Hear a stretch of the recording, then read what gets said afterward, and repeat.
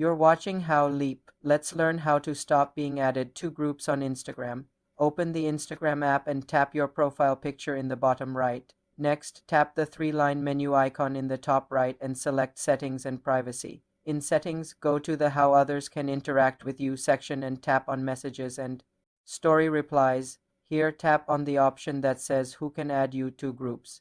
You will see three choices: everyone, people you follow, and your followers. To prevent most unwanted ads, select people you follow. This means only users you already follow back can add you to a group. To completely block all group invites, select the third option, your followers, which is even more restrictive. There is no option to block all group ads entirely, but these settings give you significant control. You can also control message requests separately in the same menu. Additionally, if you are already in an unwanted group, you can leave it silently. Open the group chat, tap the group name at the top, scroll down, and select Leave. No notification is sent to the other members. These settings will help minimize unexpected group chat notifications and keep your inbox more manageable. For more simple computer tutorials, subscribe to the channel.